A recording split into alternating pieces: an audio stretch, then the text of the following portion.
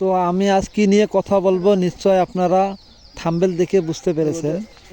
তো আজ আমি কথা বলবো গবাদি পশুর হচ্ছে অ্যালার্জি, তারপর চাটঘা, তারপর হচ্ছে আপনার দাউদ, আর হচ্ছে মশা মাছির কামড়ে আক্রান্ত হচ্ছে আপনার চর্মরোগ।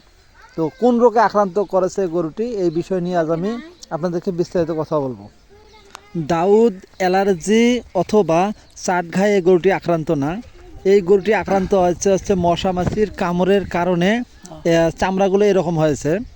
তো মশা মাছি গরুর শরীরে অতিরিক্ত যখন বসে বা সেখান থেকে ব্লাড সংগ্রহ করে, তারপর দেখবেন সেখানে বিভিন্ন মশা মাছির পায়ের দ্বারা বিভিন্ন জীবাণু আপনার গরুর শরীরে যায়। এই কারণে আপনি দেখবেন চামড়াগুলো এরকম খসখসে হয় বা ওই জায়গার যে চামড়াগুলো সবগুলো উঠে যায়।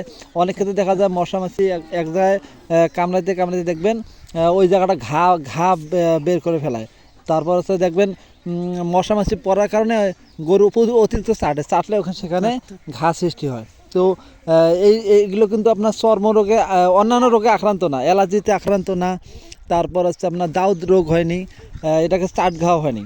তো এর গরুর অন্যান্য শরীরে অন্য জায়গায় কিন্তু এটা নাই। কিছু যে জায়গায় মাছি সবসময় বসবে, মাছি অতিরিক্ত আপনার ব্লাড সংগ্রহ করবে বা খাবে, সেখানেই দেখবেন এই অবস্থা হয়। তো এটা আপনার অ্যালার্জি চাটঘা বা আপনার হচ্ছে অন্যান্য রোগ না।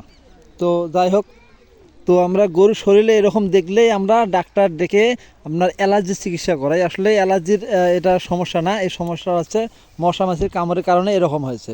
যাই হোক, যদি অ্যালার্জিতে আক্রান্ত হতো তাহলে দেখবেন শরীরে আপনার চাকা চাকা হবে, পুরো শরীরে চাকা চাকা হবে, বিভিন্ন জায়গায় দেখবেন লাল হবে। তারপর গরু সবসময় চুলকাচুলি করবে, অস্থির থাকবে।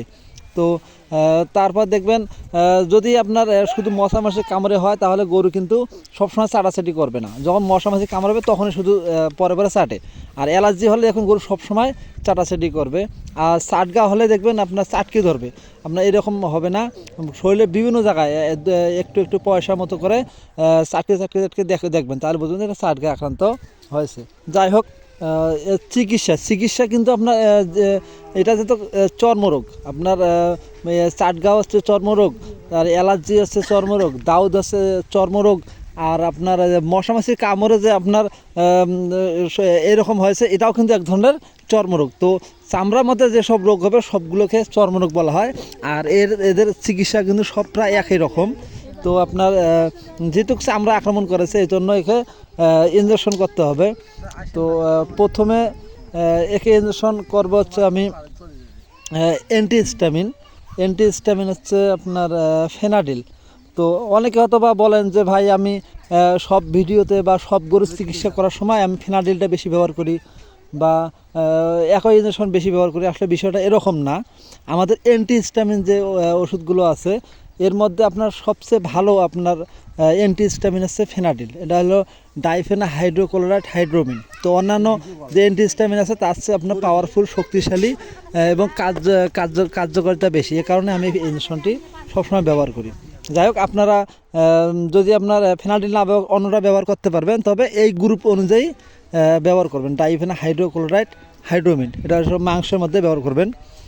আর এরপর আপনাদেরকে অবশ্যই আপনার আইভারটিন গ্রুপের আপনার ইঞ্জেকশন করতে হবে। এই জন্য আপনারা করতে পারেন হচ্ছে এমেকটিন প্লাস, তারপর আইভারটিন প্লাস, তারপর হলো ভার্মিক, এই ধরনের কিছু ইঞ্জেকশন আছে। এই ইঞ্জেকশনগুলো আপনারা করবেন। তো আমি এখানে ব্যবহার করব এমেকটিন প্লাস। তো আপনারা চাইলে অন্য কোনো অ্যান্টিবায়োটিক ব্যবহার করতে পারেন। আর একটা কথা বলি, যদি আপনার চর্মরোগ বা দাউদ অথবা আপনার অ্যালার্জি বা আপনার চাটগা হতো, তাহলে আপনাদেরকে অবশ্যই আপনার এর সাথে অ্যান্টিবায়োটিক একটা ব্যবহার করা লাগতো। তো আমি এমেকটিন প্লাস ইঞ্জেকশন ব্যবহার করব। এই ইঞ্জেকশনটি হচ্ছে আপনার 50 কেজি বডি ওয়েটের জন্য 1 ml করে ব্যবহার করতে হবে। তো আপনারা 25 কেজির জন্য বা 30 কেজির জন্য 1 মিলি ব্যবহার করলেই হবে। তো যেটা ডোজ দেওয়া আছে ওই অনুযায়ী ব্যবহার করলে হবে না, একটু ডোজ বাড়ে দিয়ে ব্যবহার করতে হবে।